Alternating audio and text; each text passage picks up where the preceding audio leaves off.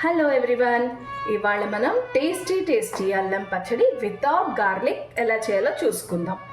First మనం 250 grams అల్లం తీసుకుని బాగా కడిగేసి చిన్న ముక్కల కింద ఇలా తరుక్కుని ఉంచుకోవాలి.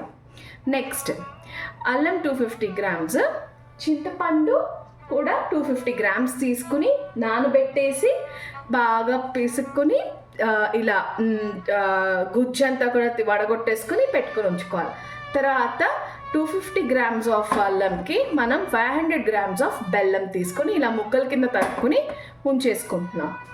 నెక్స్ట్ అలాగే 50 గ్రామ్స్ ఆఫ్ కారం, సరిపడా ఉప్పు, ఇవన్నీ కూడా మనం రెడీగా పెట్టుకొని దానికి అంటే అల్లం ఫస్ట్ మిక్సీ పెట్టుకొని పక్కన పెట్టుకోవాలి. అలాగే బెల్లము, చింతపండు కూడా మిక్సీ కట్టేసుకొని పక్కన పెట్టుకోవాలి. ఆ తర్వాత ఏం చేయాలో చెప్తాను. ఇవి మిక్సీ పెట్టేసుకొని చూపిస్తాను మీకు.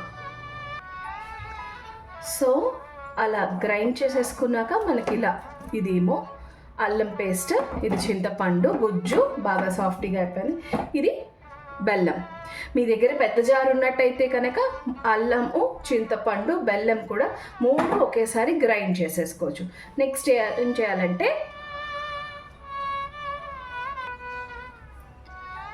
సో అన్నీ కలిపి గ్రైండ్ చేసేసుకున్నాం కదా.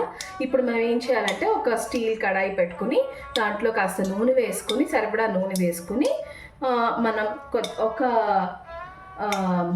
ఒక స్పూన్ ఆవాలు, అలాగే కొద్దిగా ఇంగువ వేసుకుని ఇలా వేయించేసుకోవాలి. చిటపట్లాడేదాకా వేయించేసుకోవాలి ఆవాలు. ఇంగువేమో కొంచెం బ్రౌన్ కలర్లో, మరీ బ్రౌన్ కాదు, కొంచెం తెల్ల రంగు మారి కొంచెం షేడ్ అయ్యేలాగా చేసుకోవాలి. సిమ్లో పెట్టుకునే చేసుకోవాలి. ఇప్పుడు ఏం చేయాలంటే బాగా టప్టప్లాడుతున్నాయి కదా ఆవాలు. ఇప్పుడు మనం అంతా కలిపి గ్రైండ్ చేసిన అల్లం మిక్స్చర్ ఉంది కదా, అది దీంట్లో బాండీలో ముందు ఈ ఆవాలు, ఈ నూనె కూడా మనము వేరే గిన్నెలోకి బయటకు తీసేసుకోవాలి. నూనె అంతా కూడా వేరే గిన్నెలోకి తీసేసుకోవాలి.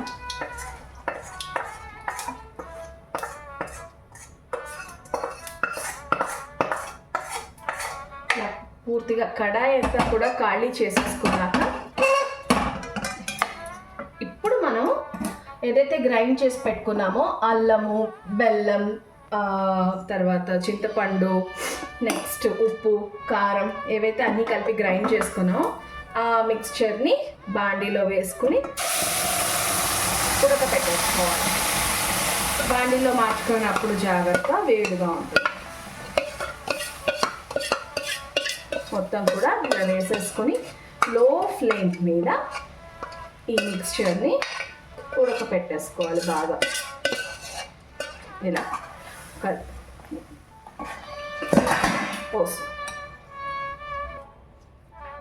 ఇలా బండిలోకి తీసేసుకున్నాక మిక్స్చర్ని మీడియం ఫ్లేమ్లో పెట్టుకుని, బెల్లం ఉంది కాబట్టి అది పాకం వచ్చేదాకా కూడా మనము దీన్ని తిప్పుతూ చూసుకుంటూ ఉండాలి.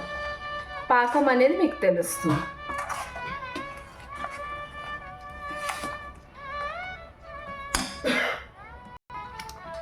చూసారు కదా, ఇప్పుడు బెల్లం అంతా మంది కరిగిపోయి ఈ కన్సిస్టెన్సీ కూడా దగ్గర పడుతుంది, చిక్క పడుతుంది. అంటే ఇప్పుడు కుతుకుతా ఉడకడం అనేది స్టార్ట్ అయింది.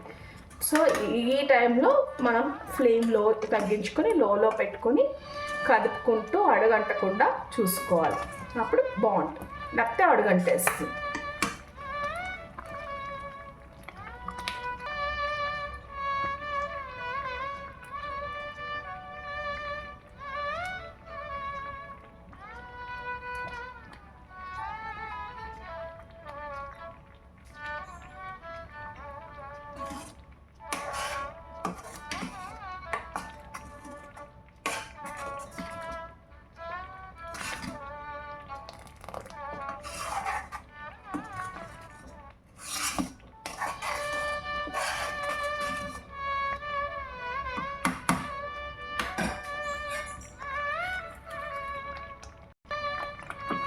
చూసారు కదా, ఇప్పుడు ఇందాకటి కన్నా కూడా కన్సిస్టెన్సీ కొంచెం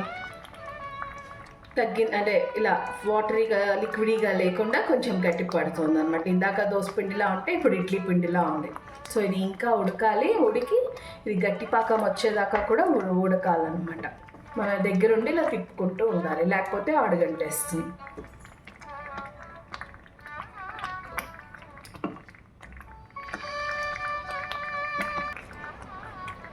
చూసారు కదా, ఇప్పుడు మనకి పాకం కూడా బాగా కట్టేసింది అండ్ థిక్గా కూడా కన్సిస్టెన్సీ కూడా థిక్గా అయిపోతుంది.